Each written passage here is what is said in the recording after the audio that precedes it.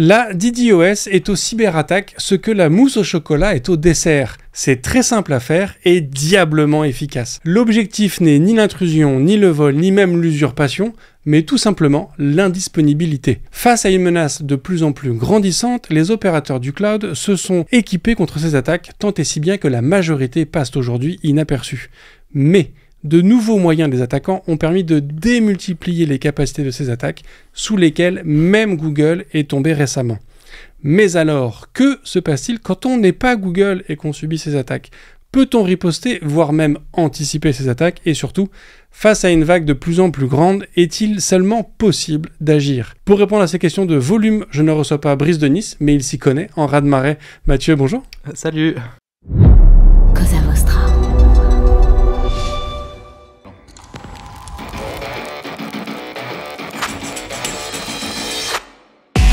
Bonjour, je suis Bruno Soulès, je suis un dev, D-E-V, pour différents, extraordinaires et visionnaires. Bienvenue dans If This Then Dev, le podcast qui veut résoudre le problème avant de passer au dev. Chaque semaine, je recevrai un expert pour décoder un sujet ou une tendance de notre formidable métier d'artisan du numérique. Sans en faire un tuto, nous parlerons d'une techno ou de notre quotidien de dev. Une discussion sans boucle, sans condition, mais compilée, afin d'en comprendre tous les éléments avant de passer au dev. Ce podcast est une production Cosa Vostra, où nous codons comme nous accompagnons nos clients, en étant différents, extraordinaires et visionnaires. Mathieu, est-ce que tu pourrais te présenter pour les quelques personnes qui ne te connaîtraient peut-être pas ? Eh ben, je m'appelle Mathieu Menu, je suis directeur technique d'Humanoid, un groupe de presse qui édite les médias en ligne Frandroid, Numérama et depuis 3 ans maintenant Mademoiselle. Je n'aime pas la mousse au chocolat. Dommage. Donc je suis directeur technique, je fais du dev. Alors à la base je suis développeur. Alors pas de formation directement, mais j'ai commencé quand j'étais beaucoup plus jeune. Ça va faire une quinzaine d'années maintenant. Je suis passé par beaucoup de choses, du dev, du design. Je me suis mis à faire de l'infra très jeune aussi parce que j'aime bien creuser un petit peu comment ça se passe dessous, et monter des serveurs web permet de comprendre aussi comment marche un site internet et faire du HTTP, du TCP, toutes ces choses-là à une époque où le HTTPS n'existait quasiment pas.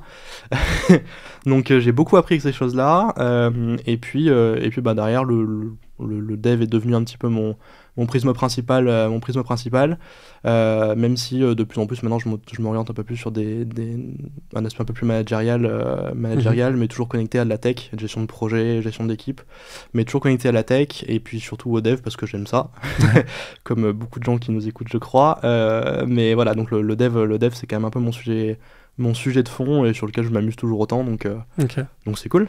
J'entends, je comprends complètement cette approche. Avant de creuser un peu sur cette attaque que vous avez subie il y a un peu plus d'un mois, est-ce que tu peux nous dresser un peu un panel de ce que vous faites chez Humanoid, de l'équipe technique, des moyens que vous avez aujourd'hui ? Exactement. Alors aujourd'hui, on est on a un groupe d'un peu plus de 80 personnes, je crois, avec alors une équipe tech. Moi, dans l'équipe tech, je mets pas que des devs. Aujourd'hui, je gère à la fois des équipes donc dev évidemment, mais également toutes les équipes design, SEO, un peu projet aussi, et j'ai un scope assez large de gestion de roadmap, de tout ce qu'on peut bosser niveau projet. Ça fait une 12-13 personnes à peu près aujourd'hui chez nous, plus quelques freelances un petit peu à côté aussi qui on travaille, mais ça reste un scope assez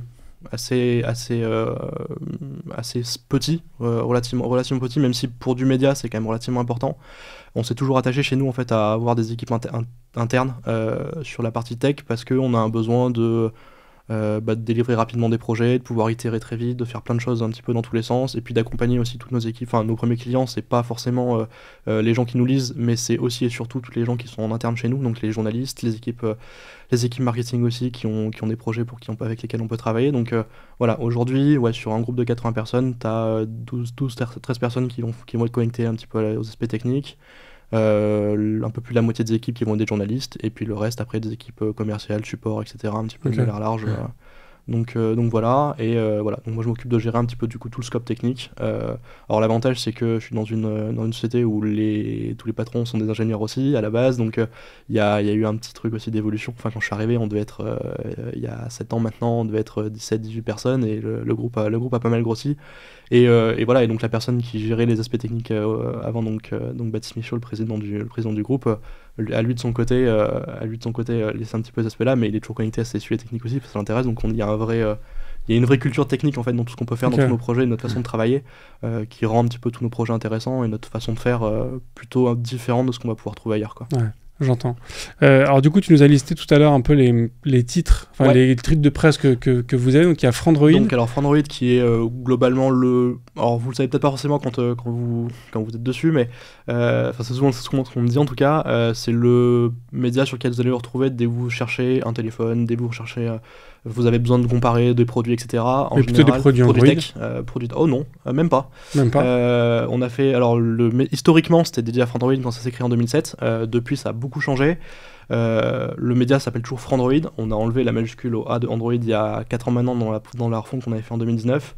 Et aujourd'hui, c'est global. Enfin, on parle vraiment de toutes les marques. On traite beaucoup depuis quelques années maintenant tout ce qui va être aussi automobilité, ces choses-là, avec un média survolté qu'on a lancé l'année dernière qui est du coup un sous-média. Non, je vais pas dire ça, sinon je me fais... Un spin-off. Voilà, un spin-off de Frandroid, donc qu'on a appelé Survolté, qui traite de ces thématiques-là.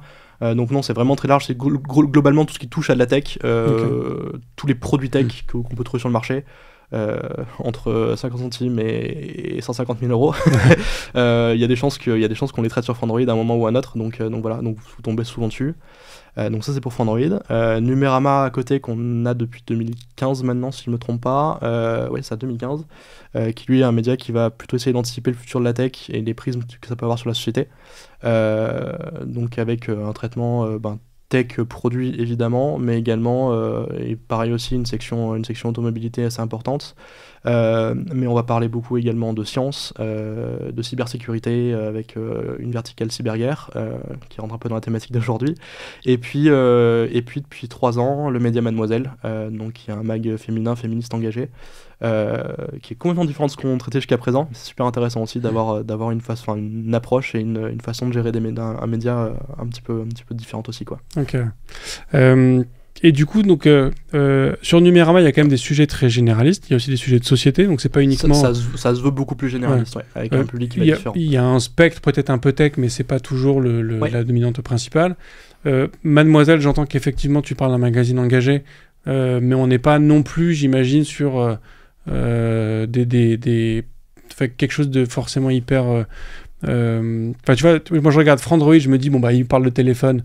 A priori, ça peut-être qu'il y a des débats plutôt Apple ou Android. Lequel va le plus déranger, c'est ça?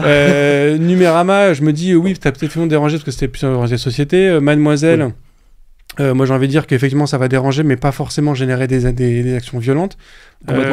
Malgré tout, est-ce que vous avez déjà depuis un moment, je sais pas, une espèce de contact avec des autorités, que ce soit l'ANSSI ou d'autres, qui vous mettent en alerte sur des risques potentiels auxquels vous seriez exposé? Non.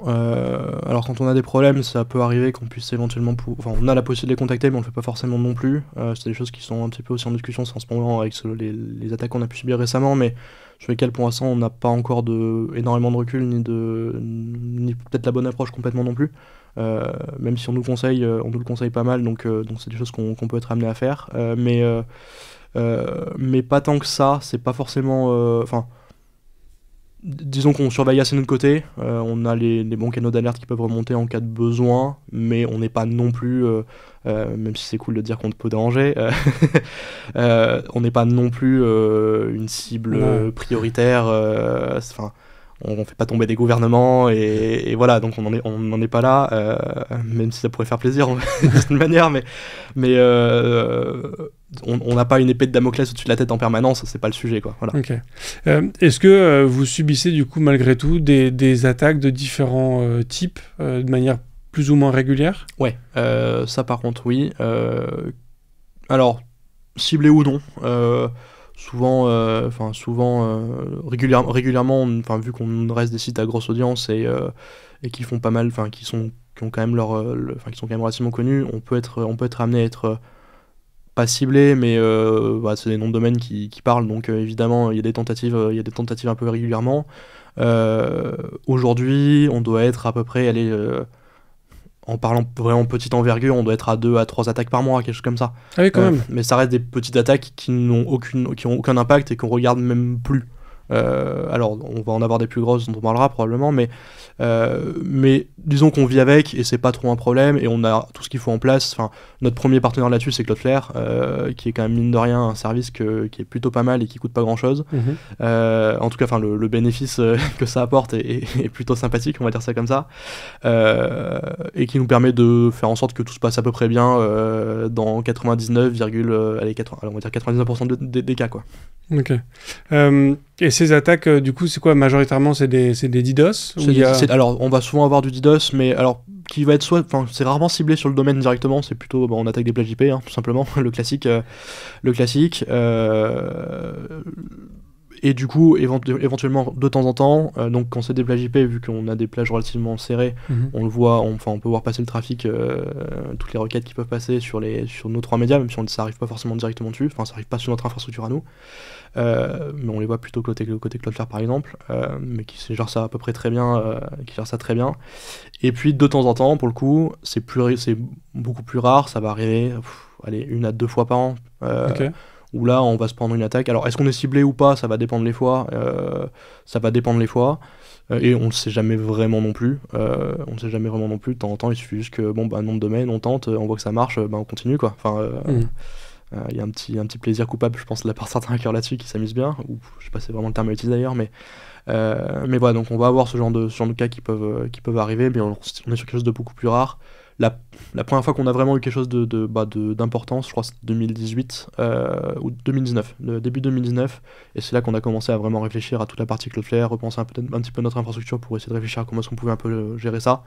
Voilà, ça remonte à peu près dans ces eaux-là, et depuis, évidemment, les sites ont gagné en audience, on a tout refondu aussi de notre côté niveau infrastructure serveur aussi pour répondre un peu à ça, essayer de minimiser les risques, même si de ce côté-là, on souvent pas faire grand chose au fur et à mesure des attaques qui peuvent arriver, et puis les attaques ont beaucoup évolué aussi depuis quelques années quand même. Ouais, clairement. Alors du coup les DDoS aujourd'hui, on sait qu'on peut quand même les mitiger quand même assez facilement. Ouais. Alors je mets des gros guillemets, mais avec effectivement des Cloudflare, enfin les différents cloud providers sont quand même aujourd'hui assez au fait de globalement tu bosses avec si tu bosses avec du cloud public, je me dis guillemets autour, mais tout ce qui va être AWS, GCP, Google Cloud Platform, ou tous ces providers, ou Azure, où ils ont toutes les couches embarquées, même OVH maintenant avec le cloud public, ils ont tout ce qu'il faut, enfin ça marche plutôt pas trop mal.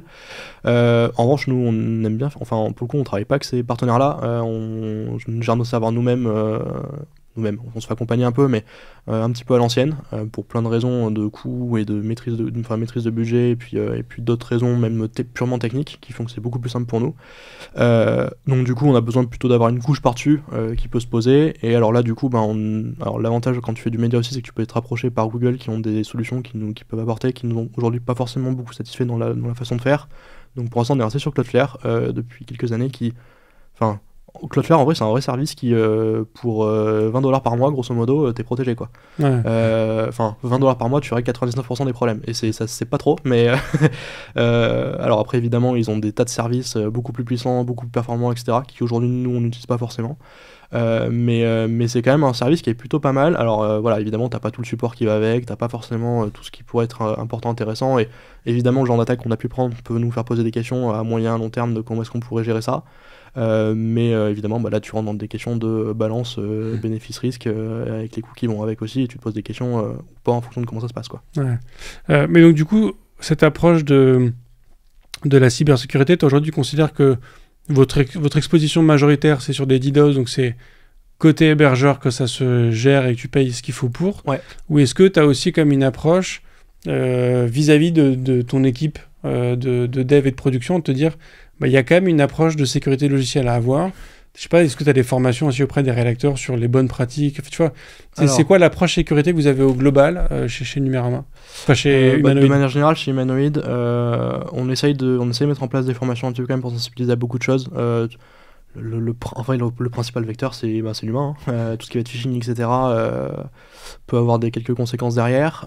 Pour l'instant ça nous a jamais fait vraiment défaut, je croise les doigts entre guillemets, mais le but c'est évidemment pas de croiser juste les doigts, et de trouver des solutions aussi quand même pour essayer de sensibiliser un petit peu tout le monde à ça, donc avec des formations régulières en interne, pour essayer de sensibiliser un petit peu à ces problématiques-là. Et étonnamment, c'est pas forcément les personnes les plus, que tu t'attends qu'ils soient les mieux formés, enfin qu'ils soient les plus, comment je pourrais dire ça, plus à risque. les plus à risque qui vont être les meilleurs formés sur ces sujets-là. Donc ça demande quand même un petit peu un travail pas quotidien, mais de rappel un petit peu récurrent là-dessus. Et puis sensibiliser à des trucs tout bêtes, double authentification partout et ce genre de choses là, parce que c'est les principaux vecteurs d'attaque que tu peux avoir vont se faire de ce côté là. Et puis après, pour le coup il y a des vrais sujets côté technique, de comment tu sécurises ton infra, comment tu sécurises, alors l'infra pour le coup c'est plutôt moi et les prestataires qui on peut travailler.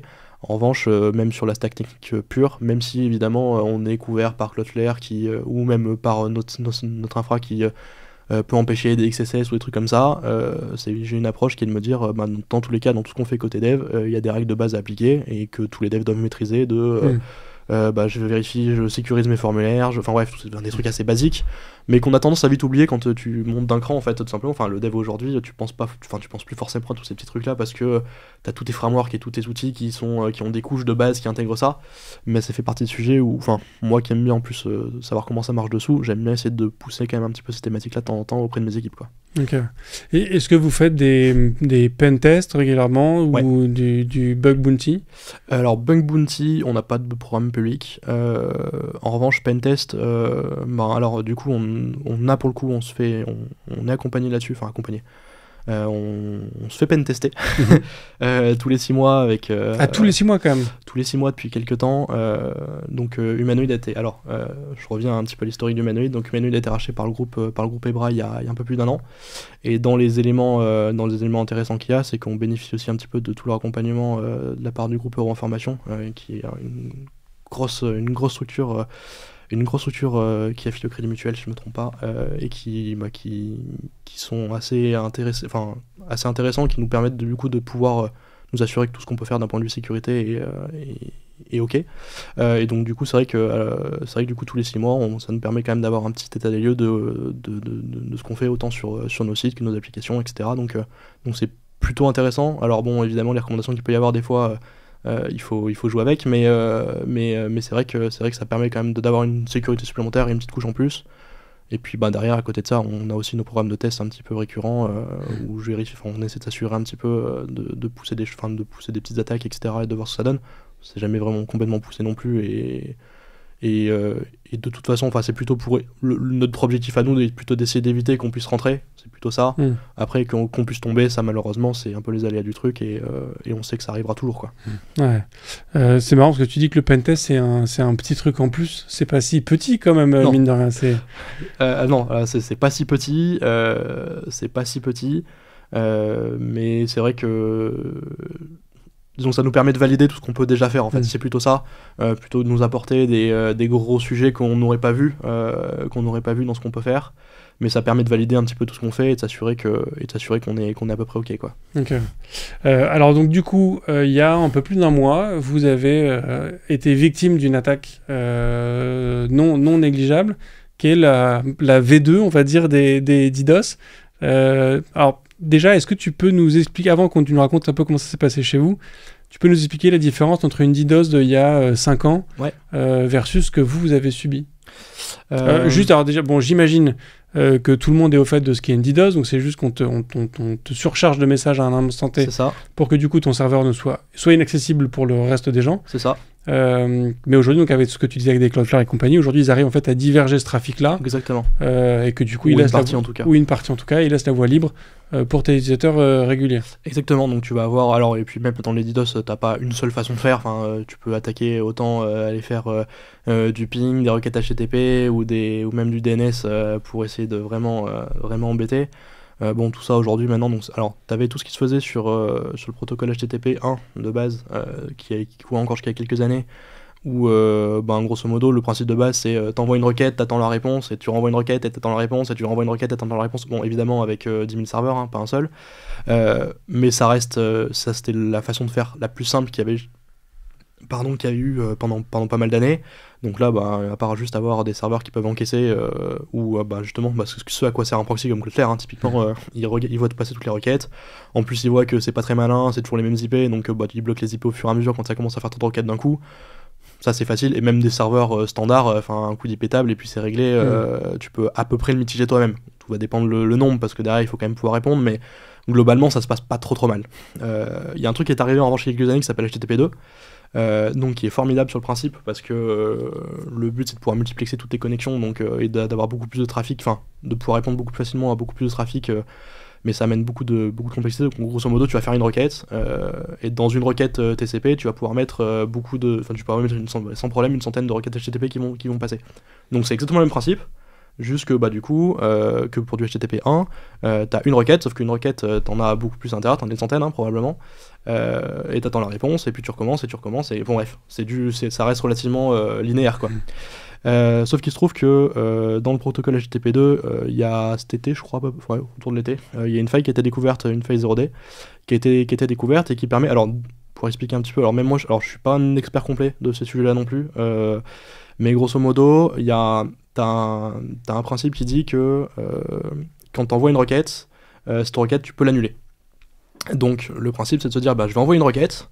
Alors une requête, c'est potentiellement du coup plus d'une centaine de messages qui vont être envoyés. Hein. Je rappelle ce principe-là, donc qui fait que de base, tu fais x100 sur toutes tes requêtes qui sont envoyées. Donc c'est pour ça que quand on dit qu'entre HTTP 1 et HTTP 2, t'as potentiellement 100 fois plus de trafic qui peut tomber sur l'attaque DDoS, c'est exactement le cas.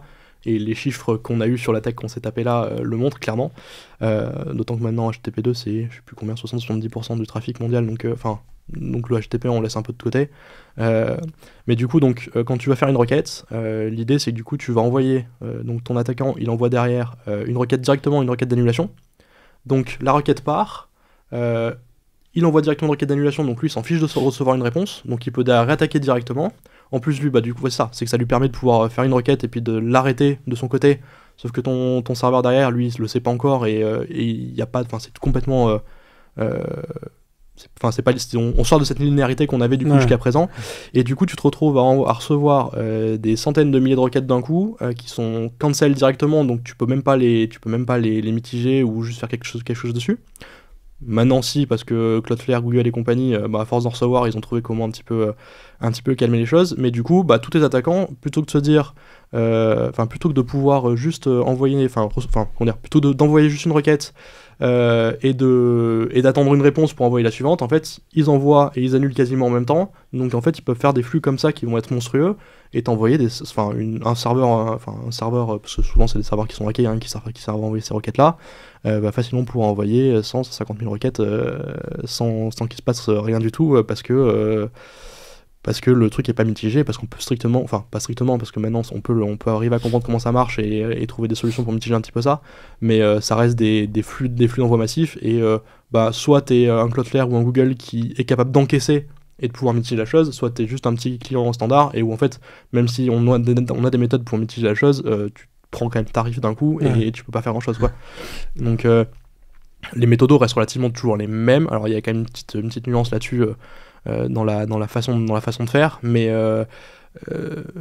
ça reste la différence que tu as entre il y a 5 ans et aujourd'hui, c'est que c'est vraiment ce côté un peu multiplexing, où dans une requête t'en envoies 100-150, globalement une centaine à peu près, et du coup ton DDoS tu multiplies par 100, alors qu'en fait on a juste changé de protocole. Alors ce qui a des gros avantages pour tout ce que tu peux faire sur le web aujourd'hui, clairement, mais du coup évidemment quand tu gagnes quelque part tu perds aussi de ce côté-là, parce que ce qui est assez fou, c'est que Google a été victime d'une attaque de ce type-là il y a quelques mois, je crois.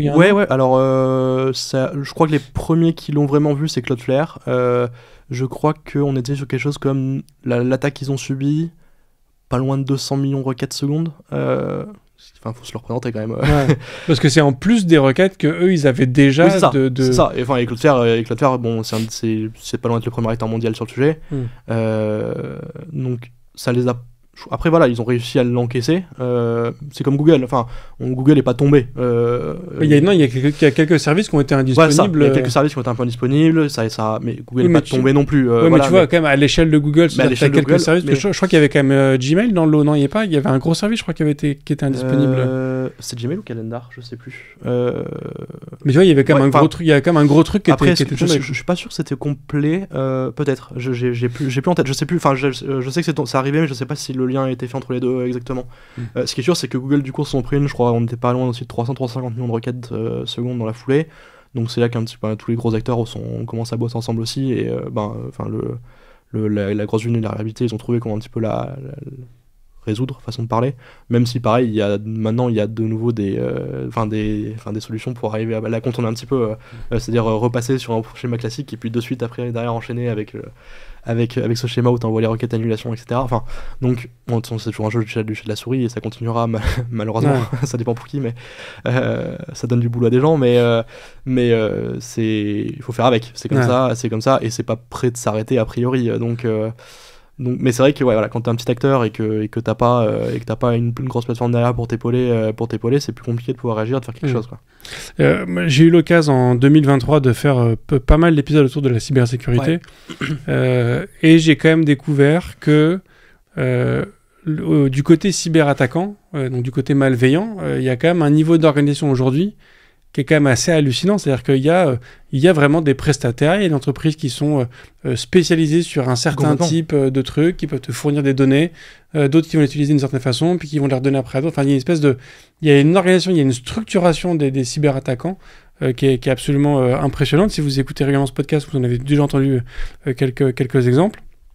Et il y a longtemps, sur les DDoS, c'était à l'époque de... comment il s'appelle déjà ce groupe de hackers, les Anonymous. Ouais. Ils avaient créé un truc qui s'appelait Loic. Je sais pas, t'as entendu parler de ça ou pas?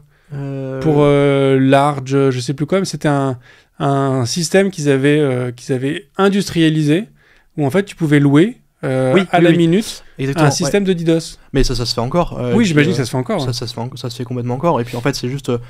globalement, t'as des boîtes qui hackent des serveurs un peu partout. Enfin, typiquement, les attaques que tu vois passer aujourd'hui... Alors évidemment, tu auras toujours des fermes de serveurs, parce qu'aux États-Unis c'est quand même un business, les fermes de serveurs qui sont détruites par le FBI tous les 3 mois, et puis qui repopent ailleurs. Enfin, c'est un concept là-bas que tu vas trouver sur des barrages, dans des commissariats. Enfin, il y a des choses assez rigolotes. Enfin, quand tu regardes un petit peu les IP et les choses comme ça. Mais globalement aujourd'hui, tes attaques en fait, elles viennent de chez OVH, elles viennent de chez Azure, elles viennent de chez Oracle. Enfin, c'est juste des machines qui sont louées à des gens, juste qui sont hackés, et puis derrière, et c'est poules de trucs là qui sont derrière par des boîtes. Il y en a même derrière une partie qui sont même pas au courant en fait, qui ont été infectés par un truc et qui le sauront jamais, et qui le sauront jamais, à part quand moi je vais faire le boulot d'aller remonter les AS et les IP pour dire coucou, tiens il y a ce machin là, il faut que tu fasses quelque chose, quoi.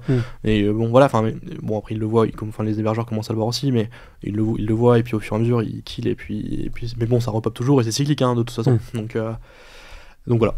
Je vois. Et alors donc du coup maintenant sur ce que vous avez vécu, donc je sais pas si tu te souviens du jour exact, mais je me souviens, comment ça se passe, c'est quoi le minute 1? Qu'est-ce qui se passe pour toi? C'est quoi ton premier signal d'alerte? Moi mon premier signal d'alerte, c'est que je reçois des SMS et des appels globalement automatiques dès qu'il se passe quelque chose. Alors là il se trouve que malheureusement ou heureusement, je sais pas d'ailleurs, mais au moment où c'est arrivé, pour moi il était 6h30 du matin, donc je dormais. Globalement, j'étais pas en France. Il était midi à ce moment-là. Bon, du coup, ça m'a permis d'avoir toute la journée pour faire ça proprement, mais le réveil était plutôt sympa. Donc tu reçois grosso modo, tu reçois juste un SMS, d'abord un SMS et puis ensuite un appel jusqu'à ce que tu répondes. Jusqu'à ce que tu dises ok, c'est bon, j'ai vu, qui te dit juste ton site est down. C'est la seule info de base que t'as. Mais derrière, c'est à toi d'après de faire un peu le boulot, de creuser, quoi. C'est un message qui vient d'où? C'est ton cloud provider qui te dit Non, en gros, c'est moi qui ai des alertes. J'ai des outils qui sont configurés et qui tapent en permanence sur mes serveurs et sur mes serveurs, sur mon PHP, sur mes IP, bref, j'ai un tas d'alertes dans tous les sens. Alors bon, en fonction des alertes, il y a des trucs que je reçois des SMS, mais j'ai pas besoin de recevoir un coup de fil. Bon, là, il se trouve que j'ai un site qui est dans les choux au bout de pendant plus de 10 minutes, donc je reçois un coup de téléphone pour me dire, je reçois un bip téléphone, un bip sur une application qui me dit, bah, tu vas peut-être t'en occuper. T'es fatigué, mais vas-y. Et donc comment dire, ce timer que t'as, c'est down pendant 10 minutes, ça t'envoie une alerte. Alors c'est moins que ça ou c'est plus les alertes, je les reçois au bout de à peine 30, enfin c'est direct, j'ai un ping toutes les 30 secondes. Ok. J'ai des pings standards toutes les 30 secondes. Et puis bon, en fonction des messages que je reçois, je sais à peu près, à force c'est de l'expérience, hein, c'est clairement de l'expérience, tu sais à peu près où est-ce que ça va coincer et qu'est-ce que ça peut être. Enfin, qu'on ait des pics de charge parce que j'ai un truc mal configuré ou un bout de réseau qui saute, ça peut arriver fréquemment chez OVH, notre hébergeur. Donc bon, tu sais à peu près qu'est-ce qui peut se passer, tu connais aussi les horaires sur lesquels ça peut tomber, sur lesquels il peut se passer des choses. Mais en revanche, quand il se passe un truc entre midi et demi et 13h, donc a priori, t'as tous les rédacteurs qui sont en train de bouffer, donc a priori, il n'y a pas une grosse activité dans les back-office des sites. Donc tu te dis, bon, soit il y a un article qui est sorti, tu regardes le site, tu vois que bon, finalement, tu vois pas grand-chose. Enfin, c'est un petit peu, c'est beaucoup de ressenti dans la façon de faire. Et puis ensuite, au bout de quelques minutes où pour le coup, il y a rien qui revient et ça s'empire. Bon, là, je sais que je reçois un truc supplémentaire.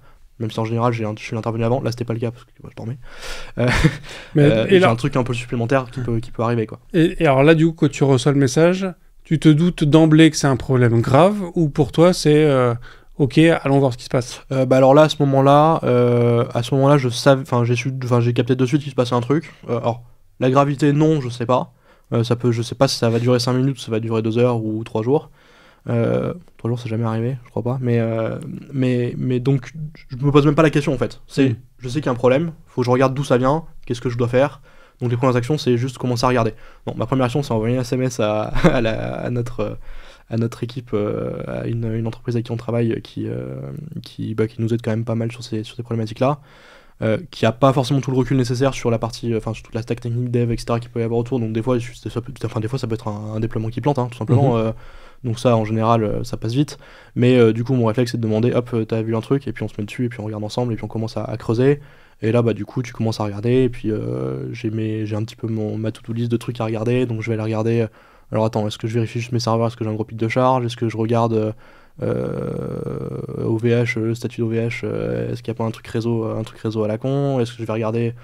Et puis en dernière cours, je vais regarder Cloudflare, il n'y a pas un DDoS en cours, quelque chose comme ça. Souvent je reçois un mail en plus pour me le dire. Bon là du coup ça arrive un petit peu tard. Mais voilà, c'est plus du coup du feeling de en fonction de l'heure, en fonction de ce qui se passe, en fonction de qu'est-ce que je dois passer, parce que pareil, il y a le Slack de la boîte, donc tu vois est-ce que ça impacte juste nos utilisateurs front, les gens normaux, ou est-ce que ça impacte les rédacteurs qui eux du coup ont pas forcément exactement le même stack dédié, voilà. Donc mais quand tu vois tout Slack, tu vois que tout le monde est l'air un peu au fond du trou de attends, il se passe un truc, on sait pas quoi, j'ai accès à plus rien, etc.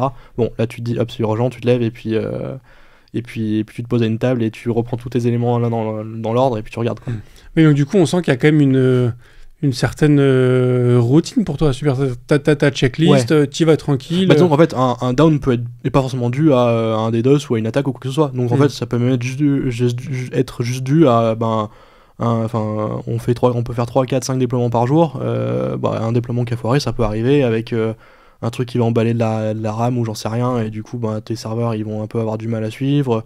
Ça peut être même un article qui marche bien et qui va être repris par une application type ton téléphone Samsung ou même un Google Discover, et tous les gens en France qui reçoivent une notification et du coup qui débarquent chez toi parce que voilà, c'est des choses qu'on a déjà eu, hein, donc tu te retrouves avec 150 000 connexions qui arrivent d'un coup pour lire un article.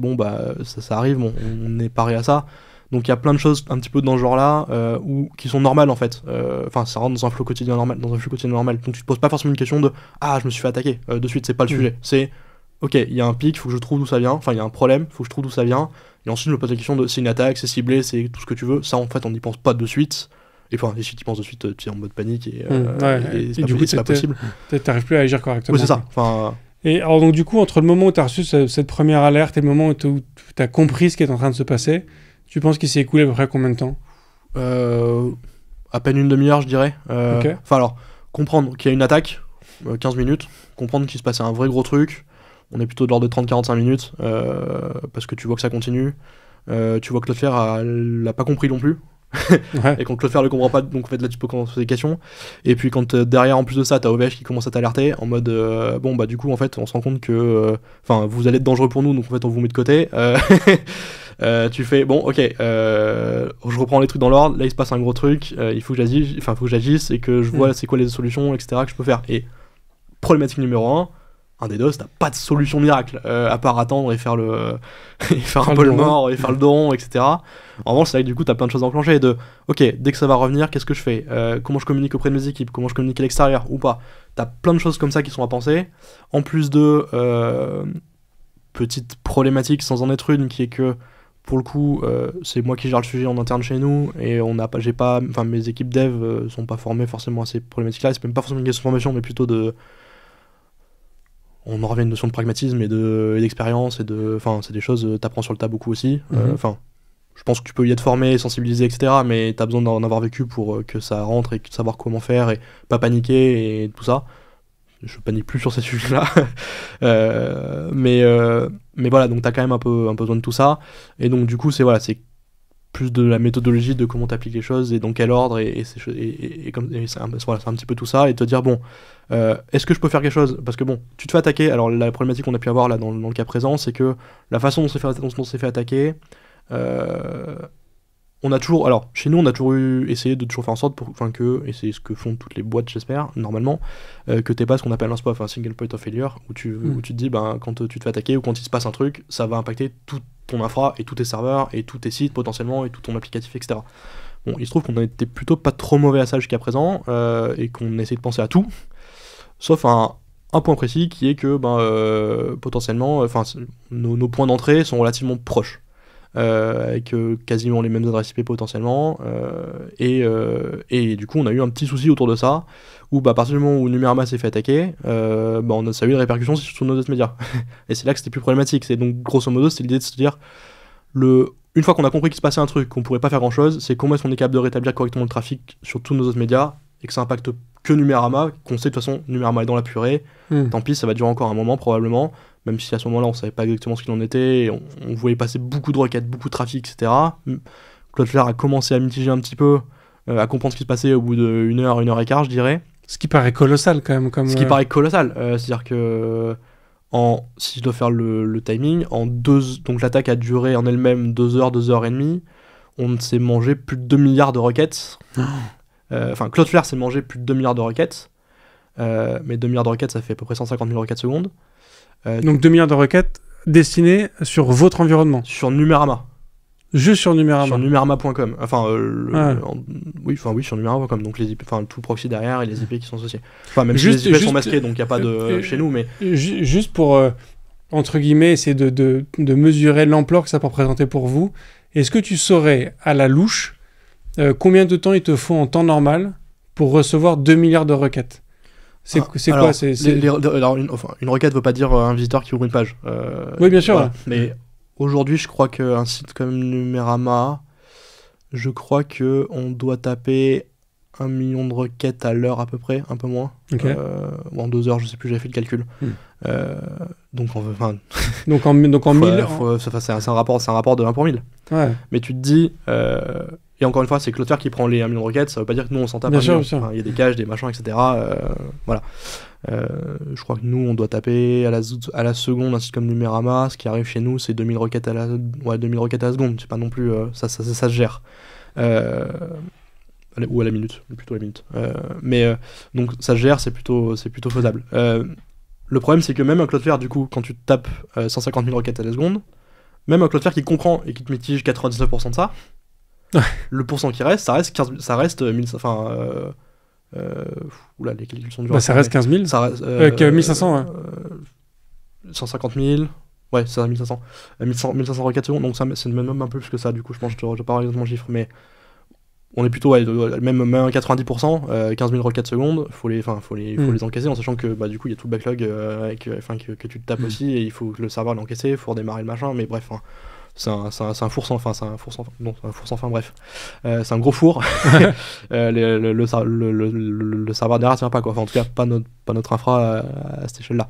Mais alors, du coup, il y a, de ce que je comprends, c'est que au bout de grosso modo 30-45 minutes, tu t'es dit ok, on est en train de se prendre un raz-de-marée dans la tête, on va juste faire le dos rond et on va attendre tranquillement En fait, ouais, tranquillement non, mais l'idée était de se dire au bout de, j'ai plus exactement mon timing, je dirais une bonne heure, de se dire bon, ok, Numérama c'est fini, on sait que de toute façon ça sert strictement à rien de tenter quoi que ce soit, enfin, on a essayé au début en disant on va déplacer des IP pour voir un peu, changer les proxys, les trucs, etc. Pour voir un peu comment ça réagissait. Mais on avait compris que ça servait à rien, et puis en plus avec OVH derrière qui nous a... Enfin, OVH a complètement sorti Numérama du pool, donc on a tenté de faire des changements d'IP pour voir un peu, etc. et essayer de contourner un peu tout ça. Et OVH ont raison de faire ça, parce que... Ils protègent tout leur infra derrière aussi. Donc voilà. Donc... Mais du coup, ils vous ont... alors, je sais pas faire de la mauvaise pub pour OVH, qui pour moi est un excellent aubergeur. Mais c'est pas le sujet. Mais genre, ils vous ont mis de côté et ils vous ont laissé vous débrouiller, ou ils vous ont mis de côté et après ils vous ont apporté assistance pour essayer de... Non, alors ils nous mettent de côté, c'est des procédures automatiques en fait. Bien sûr. Ils ont un gros pare-feu qu'ils ont depuis 5 ans, qu'ils avaient quand même plutôt bien vendu, je sais plus combien, 300 gigas de... Bon, ça a dû bouger maintenant même, mais à mon avis ça a dû augmenter, mais ils ont un gros pare-feu applicatif qu'ils ont monté quelques années et qui marche vraiment plutôt pas trop mal. Jusque du coup, enfin, c'est une procédure automatique de dire on parque les IP de côté pour protéger toute l'infra et même pour vous protéger vous en fait, pour protéger vos serveurs, parce que on n'est pas à l'abri que ça crame ou qu'il se passe vraiment des trucs moches, donc en fait c'est même pour votre sécurité à vous, on préfère faire ça et c'est logique. J'ai eu des contacts avec eux après derrière évidemment, mais enfin eux peuvent pas faire grand chose là-dessus. Ils nous auraient cité un peu s'il y avait eu vraiment des choses un peu plus complexes à intégrer, enfin qu'il y ait vraiment une attaque où ce soit rentré et qu'il y ait des choses à mitiger, ou qu'on ait vraiment eu une attaque un peu plus complète qui permette de rentrer dans nos serveurs et de faire des choses. Bon, en l'occurrence c'est pas le cas, mais c'était pas le but en tout cas de l'opération maintenant, ça je peux le dire à froid. Mais voilà, donc t'es un peu solo dans tous les cas. Pareil, Cloudflare, tu vas aller, bon après on n'a pas le support qui va bien là-dessus, et c'est un peu de notre fait, c'est un peu de notre tort aussi sur principe, mais bon, les contacts, ils nous disent bon voilà, on s'est pris ça, cool, on attend la prochaine quoi. Et c'est vrai que eux en plus ont beaucoup communiqué sur le fait que maintenant ils mitigaient correctement nos attaques. Bon, a priori c'est pas encore complètement le cas. Je vais pas leur en vouloir non plus, c'est pas, voilà, c'est comme ça, c'est arrivé, et puis voilà. Mais c'est vrai, du coup voilà, au bout de, je dirais une bonne heure, ça doit être ça à peu près le timing, on s'est dit bon, Numérama on fait plus rien, on sait que c'est mort, donc tu préviens tes journalistes et tu leur dis bon voilà, il se passe ça factuellement, on peut pas faire grand chose, donc en fait continuez à écrire à côté, et puis quand ça reviendra, j'ai pas de timing à vous donner, si je peux aider à faire des choses on avisera, tu continues de communiquer en interne grosso modo, mais tu dis que c'est pas possible, qu'il n'y a pas de solution magique, il n'y a pas de solution miracle, mais bon ils sont pas bêtes, ils comprennent aussi, et voilà. Bon, en plus c'était la pause déj au début, donc ça limite ça a arrangé un peu, ça a dû commencer je crois vers 11h30, midi dans ces eaux là, donc ils sont partis un peu plus tôt en pause, et puis voilà, mais derrière... Alors juste, je précise, parce que tu viens de me dire que ça a commencé au début de la pause déj, oui, alors... donc je précise que toi t'étais pas en France quand ça arrivait, c'est pour ça que toi tu te réveillais. Il y avait 6 heures de décalage, donc moi je me réveillais, et puis pause déj à Paris. C'est pas que tu commences ta journée à midi en fait. Non, c'est pas mon genre, et donc du coup on met Numérama de côté et on se dit maintenant voilà, il faut faire revenir Frandroid Mademoiselle à côté, évidemment, enfin surtout Frandroid qui est bon, rien contre Mademoiselle, mais c'est vrai que Frandroid du coup à ce moment-là fin octobre début novembre, nous c'est un petit peu notre grosse période d'activité aussi, donc il y a besoin que ça revienne, et puis même de base par principe, donc c'est là du coup qu'on a commencé à bosser à essayer de comprendre ce qui se passait derrière, et qu'on a commencé à étudier un petit peu attends c'est quoi dans notre stack qui va pas, dans notre infra, donc c'est là que je suis content d'avoir aussi mon presta avec moi qui m'aide et avoir cette espèce de réflexion à deux aussi, c'est important. Alors attends, est-ce qu'on est sûr de comprendre la même chose, est-ce qu'on est sûr du constat qu'on fait, et quelle solution on peut avoir, je trouve des idées, il en trouve d'autres, on cherche le juste milieu, le bon équilibre entre ce qu'on peut faire et ce qu'on peut pas faire, le temps que ça va prendre aussi, parce que tu peux trouver des solutions moyen-long terme pour minimiser le risque, etc., et penser un peu à l'après. Mais bon, dans l'idée, pour l'instant, il faut que ça revienne, donc comment est-ce qu'on traite donc on isole Numérama, on le sort, on est capable d'éventuellement de remettre un serveur en route à côté pour que, au cas où si besoin, mais bon, on a vite laissé tomber c'est des choses qu'on a voulu faire sur Numérama au début, mais bon, quand on a vu ce qui se passait vraiment, on a dit ça sert strictement à rien, on va y passer 3 heures et aucun intérêt. Donc on s'est concentré sur Frandroid Mademoiselle, à se dire du coup voilà, ok, bon, OVH ils veulent plus voir des IP qui correspondent à ce qu'il y a sur Numérama, donc hop, on dégage ça, on attribue des trucs spécifiques pour Frandroid, pour Mademoiselle qui sont toujours en place aujourd'hui, et c'est vrai, pour le coup c'est une erreur de notre part qu'on avait avant, bon on a appris, on le sait maintenant, et du coup voilà, on a réussi en 1h30, 2 heures, ouais même pas, non je crois, Frandroid en 1h30 était de nouveau live. même si évidemment on avait toute l'infra qui prenait un petit peu tarif. Quelques lenteurs, bon après pour des gens pour lesquels tu sers un peu de cache, c'est pas trop pénible, mais l'avantage d'avoir un Cloudflare par exemple typiquement, c'est que Frandroid, même si Frandroid est dans les choux, on sait qu'on a quand même un cache redondant qui permet d'avoir des pages, des articles, etc. qui continuent de fonctionner à peu près correctement. Il y a des pages qui sont pas en cache, donc bref, pas mal de contenu qui n'est pas dispo, mais ton site, même s'il est down pour tes rédacteurs et pour tes équipes, il est pas complètement off non plus d'internet, donc il y a au moins ça. Et dans tous les cas, on a des systèmes de cache sur d'autres serveurs qu'on est capable de faire respawn en cas de besoin, etc. Donc globalement, on est à peu près pas trop mauvais là-dessus. Bon, évidemment, on pouvait pas mettre ça en place pour Numerama parce que dans tous les cas, sinon on cramait tout ça aussi. Donc c'est à ce moment-là qu'on a dit, bon, écoute, on s'occupe que de Frandroid de Mademoiselle. On commence par ça. Mais c'est dans cette idée d'avoir une espèce d'un petit peu de méthodologie et ça demande, c'est ça qui demande un peu d'expérience, c'est soit t'es dans la panique et dans l'overreact et tu sais pas trop comment gérer et tu es un peu dans tous les sens, ce qui peut être normal quand t'es tout seul à gérer ça aussi, hein. Mais soit t'es dans cette optique là, soit t'es dans une optique beaucoup plus pragmatique et du coup t'essaies de poser un peu les trucs. Alors attends, j'arrête de réfléchir, je me pose, dans quel ordre je vais faire les choses, qu'est-ce que je commence par faire, c'est quoi qui va me prendre du temps, pas beaucoup de temps, et te poser ce genre de questions là c'est important pour derrière être capable de réagir de la meilleure façon et trouver des solutions qui vont à peu près correspondre à ce qu'on attend de ça, quoi. Tout en sachant que évidemment c'est un fait extérieur, que t'es pas responsable et ça faut l'apprendre aussi et que tu t'auras pas une solution magique qui va régler 100% du problème, quoi. Et puis qu'effectivement on peut effectivement rien faire, c'est-à-dire qu'il y a un moment il faut juste se dire ok, on va attendre que ça passe, c'est-à-dire que c'est ça. Là on est sur un tel volume de requêtes qui t'arrivent que c'est exactement ça. Même sur des volumes inférieurs c'est un peu ça. La différence c'est qu'en général les volumes inférieurs c'est vite mitigé, ou tu la regardes, tu rigoles un petit peu parce que t'as l'habitude et voilà. Là bon, c'est vrai que t'as tout ton infra, tous tes sites, donc tout ton business qui est down en fait, hein. Et à quel moment, parce qu'on va pas se mentir, quand t'as un média qui se fait attaquer comme ça, il y a quand même aussi du coup un sentiment de se dire ça veut dire qu'on tu vois, il y a une fierté quasiment, tu vois, de se dire ok, c'est qu'on dérange, tu vois, il y a on devient la cible de quelque chose, c'est qu'on a eu un impact, tu vois ce que je veux dire. Évidemment. À quel moment, ma question c'est du coup, à quel moment ce sentiment de fierté il arrive? Est-ce que c'est pendant l'attaque? Est-ce que c'est après, une fois que tu as commencé à ramasser les morceaux de choses? Tu vois, à quel moment ça commence à venir? Alors moi je l'ai pas. Je l'ai pas. Moi ça change rien à mon boulot dans ces moments-là. Donc déjà de toute façon j'ai même pas le temps de me poser cette question-là personnellement. Alors après peut-être que dans les équipes rédaction etc ou autre, on se la pose et après derrière bon sans en rigoler on a un truc de ok c'est cool. Et en vrai le penser, moi ça me dérange pas de le penser et en vrai tu sauras jamais vraiment à 100% non plus est-ce que c'était le cas ou pas. Juste voilà, bon écoute, on a un nom de domaine qui est à peu près connu et qui marche pas trop mal, donc tu te fais attaquer. Est-ce que tu te fais attaquer pour X ou Y raison, ça on le saura jamais vraiment, même si on peut avoir des petites alertes de ce côté-là de temps en temps, surtout quand t'écris sur des sujets un petit peu clivants, type Ukraine-Russie en ce moment par exemple, ou ce genre de choses là. Évidemment que tu sais que tu t'exposes un tout petit peu et qu'il peut se passer des choses et ça arrive, mais quand t'es dans ma position, honnêtement, c'est pas un sujet, parce que tu te fasses attaquer toi ou que pour X ou Y, pour une raison valable ou non valable, je mets des guillemets autour, mais ou que tu te fasses attaquer juste parce que t'existes, honnêtement, moi ça va rien changer à ce que je fais, quoi. Tu te fais attaquer. Alors, évidemment, s'il y a des motivations derrière par des gens qui font ça, peut-être que eux, du coup, ils vont tendance à vouloir foutre des coups de rappel et continuer, et jusqu'à ce qu'ils trouvent le truc qui te fasse tomber ad vitam aeternam. Parce que je pense que ce genre d'attaque je pense quand même un certain coup, à mon avis, un minimum, même si c'est pas c'est plus que ça pouvait être il y a 15 ans. Donc la preuve, l'attaque qu'on a eue, on l'a pas resubi, on a resubi des petites répliques derrière, mais rien de ce niveau-là. Donc du coup, t'es juste en mode faut que je fasse des choses, et puis tu fais des choses et tu te poses pas la question de est-ce que c'est cool ou est-ce que c'est pas cool. Honnêtement, moi c'est pas mon sujet. Ça peut l'être évidemment dans les rédacs ou auprès des équipes, mais sinon c'est pas trop le sujet de mon côté, quoi. Quand tu récupères ton environnement Numérama, est-ce qu'au final tout est normal, c'est juste que c'est la porte d'entrée qui s'est fait un peu taper, mais en fait... Alors moi, mon environnement, je l'ai toujours. C'est-à-dire que mes serveurs, j'y ai accès. J'ai tout ce qu'il faut pour y accéder avec des VPN et tout ce qu'il faut de ce côté-là.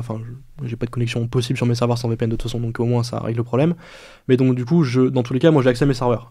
En plus, c'est des serveurs où derrière, on marche avec des conteneurs, etc. Voilà. pas de micro. On marche avec des compteurs dans tous les sens, donc c'est relativement, je me dis autour, relativement isolé derrière. Donc j'ai toutes mes petites machines à l'intérieur de mes machines qui me permettent de pouvoir savoir ce qui se passe et ce qui me permet d'ailleurs au passage dès qu'il y a un problème, je sais quelle petite machine peut être, quel conteneur va être et a un problème, donc je sais vite si c'est un problème de code ou si c'est un problème externe qui peut se poser. Donc dans tous les cas, moi j'ai accès à mes machines, je vois à peu près ce qui se passe dessus, jusque du coup tout est fermé et il se passe rien parce que tout est bloqué. Donc du coup, t'as le moment où ça s'arrête, t'as pas d'opération particulière à faire à part, pour remettre en ligne. à part faire un reboot par principe, parce que vu comment ça a pris tarif, c'est le genre de choses que tu préfères faire un petit peu et puis tant qu'à faire c'est l'occasion. Mais tu vois, t'as pas un clean de base de données à faire, c'est ça. T'as pas de Alors, derrière tu vas vérifier quand même, tu vas regarder un petit peu les connexions qu'il y a pu avoir pour être sûr qu'il n'y a pas ça n'a pas été une attaque malveillante au sens tentative d'intrusion. Là, on a vite su que c'était pas le cas. T'as pas 2 milliards de requêtes qui arrivent et qui vont tenter de rentrer comme ça, c'est pas possible. Le pas possible n'existe pas, mais quand tu sais, tu vois passer quand c'est des tentatives d'intrusion, tu vois passer les requêtes et les tentatives XS ou whatever pour essayer d'attaquer un truc où tu vois qu'il y a a priori une faille qui a été trouvée. Donc là, on a bien pris le temps quand même d'aller checker, d'aller regarder la base de code, et puis on a tous nos outils qui nous permettent de vérifier que là-dessus on est nickel. On a ce qu'il faut pour, mais voilà, a priori, il n'y a pas eu de sujet autour de ça. Je dis toujours a priori parce que le risque zéro n'existe pas, et je suis pas à l'abri que dans 6 mois, je me rende compte qu'il s'est passé quelque chose. Mais a priori, non. Et puis on a déjà eu le genre de cas qui a pu arriver par le passé, donc pareil, t'apprends et tu comprends comment ça marche et tu sais quoi faire. Mais voilà, donc une fois que t'as récupéré tout ce que t'as, à part un petit reboot de quelques machines pour restabiliser, remettre un peu de froid dans la machine, ça fait pas de mal, et puis c'est l'occasion de le faire parce que tu le fais jamais sinon en temps réel. Est-ce que tu as eu un soutien ou une aide de l'ANSI ou d'une quelconque autorité? Je suis pas allé la chercher. Dans le forensic, non, t'es pas allé la chercher? Honnêtement, je suis pas allé la chercher. C'est peut-être un tort que j'ai, qu'on a. Mais j'ai un peu de mal à imaginer, à chaud en tout cas, parce que je vois pas ce que ça peut apporter. Mais je crois qu'on en a parlé quand on préparait cet épisode, mais tu sais que tu peux appeler le 102. Alors je sais pas si, du coup je suis allé regarder un tout petit peu, je sais pas si tu peux, je sais que c'est un projet qui avait quelque chose autour de ça, il y a 1 ou 2 ans, je sais, j'ai pas réussi à avoir l'information de si vraiment ce truc-là était arrivé. Eh ben si, c'est arrivé. Moi, je travaille en ce moment beaucoup autour des notions de cybersécurité. Okay. Et tu peux appeler le 112 et t'es redirigé vers une brigade de l'ANSI, je crois, de souvenir. Mais en tout cas, de gens qui sont spécialisés dans ce genre de choses. Ok. Alors du coup, j'imagine assez bien l'intérêt que ça peut avoir quand t'es Alors j'imagine la grosse AC2I à la défense, t'as le panneau, quoi. Enfin t'as l'image, qui a ses serveurs à la maison et qui du coup a tous ses postes connectés qui marchent plus avec des gros messages dessus. Là j'imagine l'intérêt parce que du coup faut remettre en service et t'as le côté rançon qui peut arriver, et donc là c'est intéressant. Tu vois, sur le travail de forensic que t'as dû faire pour vérifier que t'avais pas eu d'intrusion, peut-être qu'eux peuvent avoir des outils aussi alors que moi du coup c'est vrai que j'ai plutôt géré pour le coup à la main. À la main, et pareil, on a les outils qu'il faut aussi pour ça. Donc pareil, tu dépiles un petit peu tout le truc, tu regardes un peu, tu fais le tour. Mais pareil, encore une fois, vu que tu connais un petit peu tous les mécanismes et t'as un peu l'habitude de ces trucs-là, c'est assez facile derrière de savoir vraiment est-ce que ça vaut le coup de faire plus ou pas. Probablement qu'on l'aurait fait s'il y avait vraiment eu une tentative d'intrusion et que... Enfin, c'est même certain qu'on l'aurait fait. On nous l'a recommandé après derrière aussi. Bon, à part... Mais là, la part dire... Pareil, quand tu regardes au final, quand tu fais le déroulé de l'attaque et quand tu fais le compiler à la fin et tu regardes un peu d'où viennent les requêtes et d'où viennent ces choses-là, en fait, tu te rends compte que tu peux strictement rien faire. C'est-à-dire que tu prends tous les numéros d'AS, tu prends les serveurs, les opérateurs, les pays, etc. En fait, juste, la seule chose que je peux faire moi, c'est passer un coup de fil au VH, leur envoyer tous les serveurs desquels j'ai vu des choses, et puis avec ce petit trick qui est que quand tu as des attaques en HTTP2, tu as un masquage d'IP à peu près facile qui est faisable. Ça fait partie des petits problèmes que tu as avec ça aussi. En fait, tu te rends compte que tu es vite inopérant et que tu peux pas faire grand chose en fait à la fin, quoi. Le seul intérêt que tu as, c'est si vraiment tu as une exploitation de quelque chose derrière, et où là, de toute façon, tu n'as pas le choix. C'est légalement obligé, la CNIL et puis l'ANSI, de les prévenir et de faire des choses autour de ça. L'ANSI, je suis pas complètement sur la CNIL, c'est sûr, mais bref. Donc, on n'est pas rentré dans ce cas-là, cette fois-ci en tout cas. Donc on n'a pas eu senti l'intérêt forcément de le faire. Ça veut pas dire qu'on le fera pas si ça se reproduit pas et que ça devient régulier, mais on s'est plutôt dit on va attendre de voir un petit peu les répercussions, de voir un peu comment ça se passe, toutes nos analyses mettaient un petit peu tout au vert, donc a priori on n'était pas trop mal. Mais voilà, on n'est pas allé beaucoup plus loin du coup là-dessus pour le moment, mais on se laisse quand même 2-3 mois pour derrière analyser un petit peu ça et surveiller ce qui peut se passer par la suite, quoi. Dans le chat, on a Jackstotred, qui je crois fait partie de ton équipe, qui nous dit, donc qui déjà passe le coucou à votre Presta en disant le Presta toujours là, on le salue. Effectivement. Bosser avec eux, une belle boîte. Le jour suivant, on a pondu un système simple, donc avec une approche KISS de ce que je comprends du message, donc Keep It Simple Stupid, pour orienter le trafic rapidement en cas de besoin. C'est-à-dire que vous avez, après Cloudflare, mis en place un petit système qui te permet de réorienter. C'est ça, à partir du moment où tu as trop de requêtes qui tombent sur. Tu as un nombre de requêtes dès que tu dépasses, hop, automatiquement, on est capable de mieux élargir le trafic. On voit qu'il y a un serveur qui tombe, une petite machine qui tombe, et ben hop, ça peut être basculé sur d'autres machines. Bon, quand tu as ce genre de cas qui tombe avec autant de requêtes, non. Enfin, t'es vite saturé de toute façon. Mais voilà, c'est des choses qui. Enfin, on a eu besoin de cette attaque-là pour penser à des sujets qui nous servent en fait maintenant au quotidien, et en fait on se rend compte que du coup ça marche super bien, quoi. Oui, en fait c'est une façon de te dire que là t'avais Cloudflare qui te laissait passer 10% du trafic. Si toi t'arrives à mitiger encore une fois même 50, même 60% de ce trafic là qui arrive, il te reste un petit morceau que peut-être derrière ton serveur pourra gérer, quoi. Et c'est exactement ce qui se passe, c'est-à-dire que là des tests qu'on a pu faire, on s'est rendu compte que ça marche plutôt bien. Alors, c'est pas encore parfait, mais Julien, donc Jax, on aime bien cette méthode un peu kiss là-dessus, de se dire trouvons des méthodes assez simples, des petits bouts de script qui font 30 lignes, hein, c'est du Python, c'est du des fois c'est juste des bouts de code Nginx qui aident bien, enfin bref, des trucs très simples, mais ou même après un peu plus côté serveur derrière, mais qui nous permettent de faire les choses après correctement, rediriger le trafic, voir un peu comment ça marche, et on bidouille beaucoup, et on arrive. Aujourd'hui, on a une petite infra vraiment pour ce qu'on fait, pour gérer des sites qui font 30-40 millions de pages vues par mois, qui est quand même pas négligeable. On a une infra qui nous coûte pas grand chose, et qui, si on était chez des GCP ou des AWS nous coûterait 4-5 fois le prix. Juste parce qu'en fait, on a ce côté un peu très pragmatique dans la façon dont on veut faire les choses. On réagit au fur et à mesure quand on voit. On analyse beaucoup tout ce qui se passe, et on est capable derrière d'itérer dans la façon dont on gère nos serveurs et notre infra, et ça marche plutôt pas trop mal. Ok. Donc Jax, Jax.Thread, qui est donc, de ce que je comprends, donc le Presta. C'est ça. De ce que tu dis, de ce qu'il confirme aussi dans le chat. Donc c'est-à-dire que non seulement ils étaient là pendant l'attaque, mais ils sont là aussi pendant le live à t'écouter. Exactement. Sur le truc. Donc c'est effectivement un Presta très, très présent, donc bravo de cette dévotion. Donc du coup, là, vous êtes en mode, comment on dit, comment on dit déjà ? C'est un post-mortem. Ouais, post-mortem. En mode post-mortem.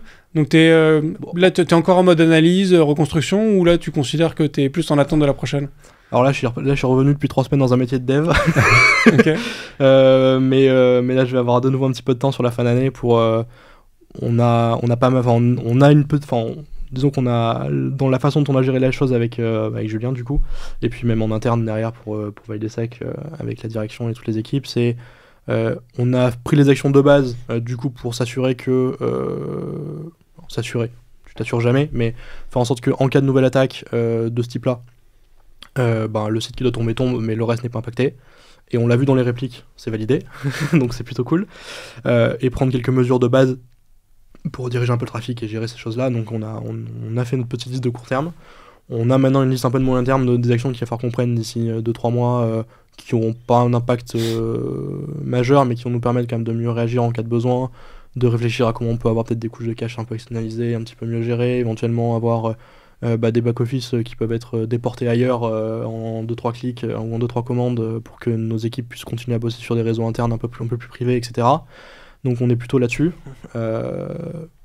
Et ça, c'est des choses qui vont prendre quelques semaines, quelques mois pour pouvoir se mettre en place. Il faut qu'on trouve un peu de temps. Okay. Toujours le problème. Mais voilà, on est plutôt. Voilà, donc il y a eu vraiment cette liste d'actions un petit peu en cours qui sont rapides à mettre en place ou moyennement rapides. Et puis maintenant, il va y avoir des vrais projets un peu plus long terme qu'il va falloir qu'on travaille pour essayer de minimiser. Enfin, c'est plus minimiser. Il y aura toujours le risque et on sera toujours probablement attaqué.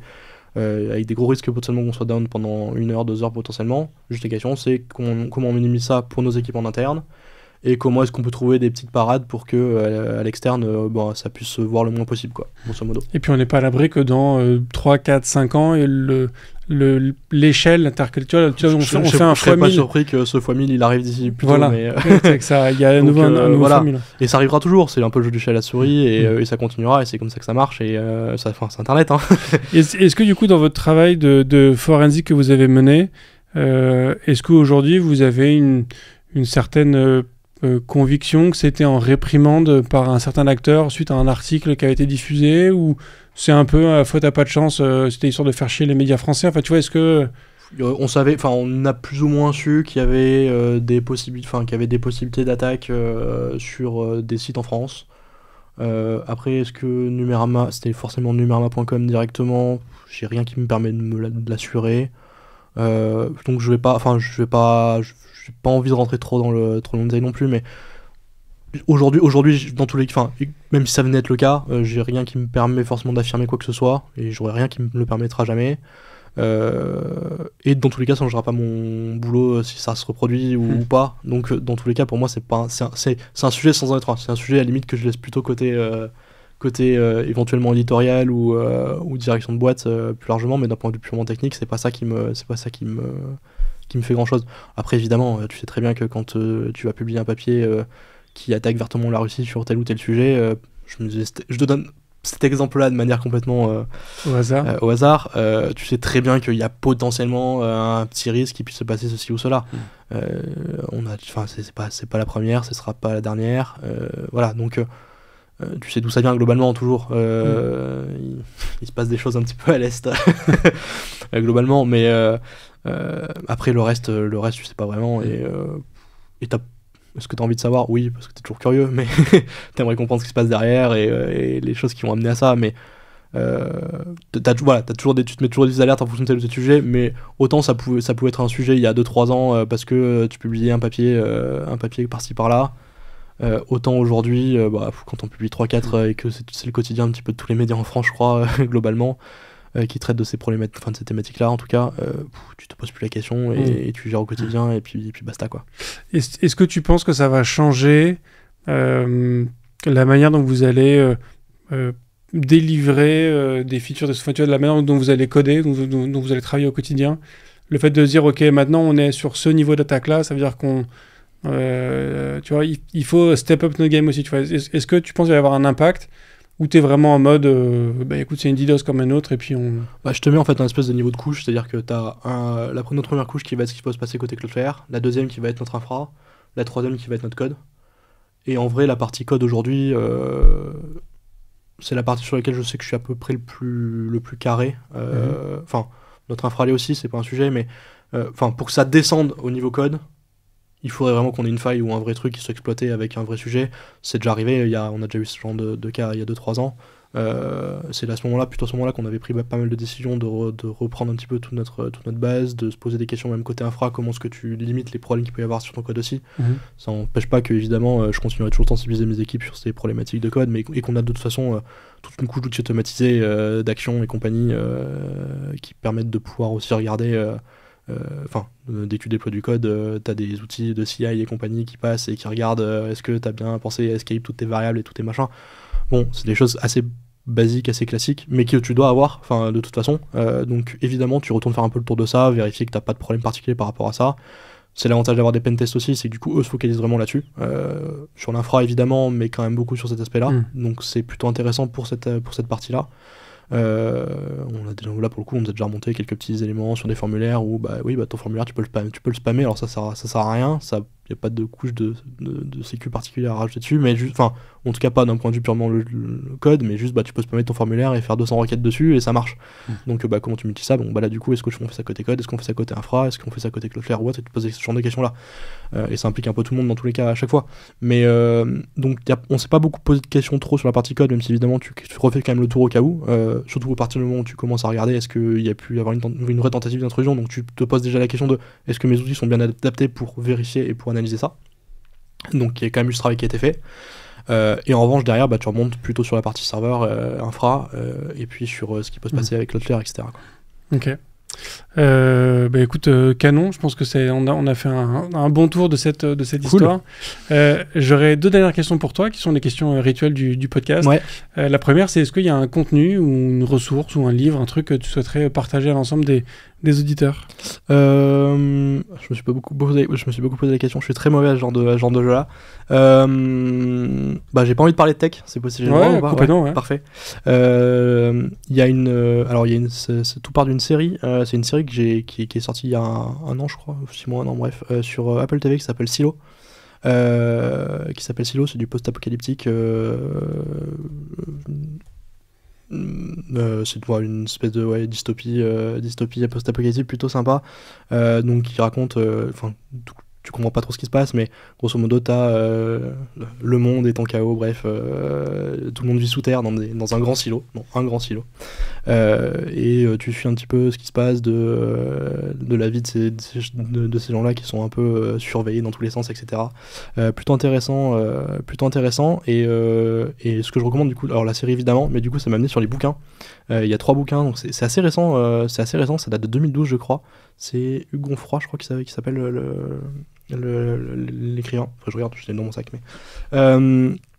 mais bref, je les vends peut-être pas très bien. Bref, une série de bouquins un peu dystopiques plutôt cool, qui me font du bien en ce moment. Du coup, après, j'étais en pleine lecture de ça pendant que j'ai eu tous ces événements qui sont arrivés aussi. Donc, petit échappatoire pour juste.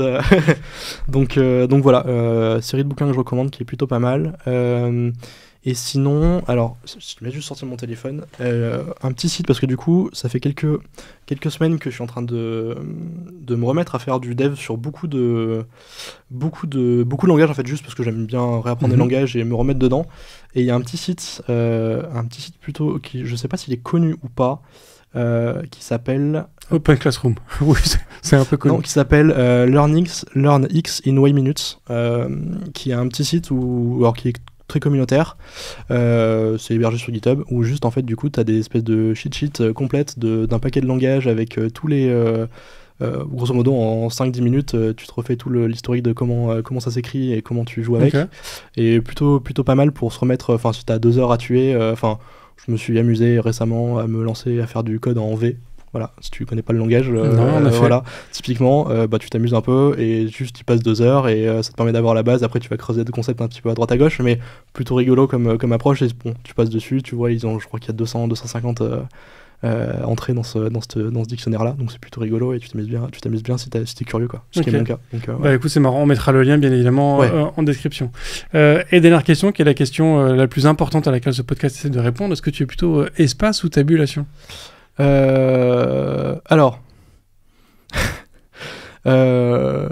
légalement, je crois que je devrais être plutôt tabulation. Alors moi, j'écris toujours tabulation, mais je crois que dans notre code, chez nous, je crois que c'est conversion d'espace. Alors le sujet, c'est que de base, normalement, tu devrais plutôt utiliser tabulation pour des questions d'accessibilité, notamment pour les gens qui utilisent des IDE qui sont pour les déficiences visuelles, ce qui est, personnellement, j'ai un handicap visuel assez important. Donc du coup, logiquement, je devrais utiliser ça, sauf qu'en fait, tu te rends compte que même ces outils-là maintenant, de plus en plus, que tu sois sur de l'espace ou de tabulation, ils savent convertir ça correctement, ils se prennent pas la tête. Moi personnellement dans mon code je fais des tabulations qui sont converties en espace tout seul, donc je me prends même pas la tête de savoir comment ça marche. Je trouve que c'est une question qui a plus vraiment de sens aujourd'hui, quoi. On est entièrement d'accord. C'est pour ça qu'on termine par ça, c'est ça? Exactement, c'est un petit gimmick que je pose depuis 4 ans. Donc voilà, plutôt tabulation sur la partie logique, on va dire ça comme ça, mais dans les faits, je crois qu'on utilise des espaces et que ça se passe très bien avec ça aussi, quoi. Tout à fait. Top, merci beaucoup Mathieu pour cet épisode. Merci à toi. Et merci à tous d'avoir écouté cet épisode dans son intégralité. Voilà, j'espère que vous a donné peut-être des pistes aussi pour réagir en cas de crise que vous pourriez subir. En tout cas, je l'espère. Et puis voilà, moi comme toujours, je vous remercie de partager ce podcast autour de vous. Je vous souhaite une très bonne fin de semaine. Je vous dis à la semaine prochaine. Et d'ici là, codez bien.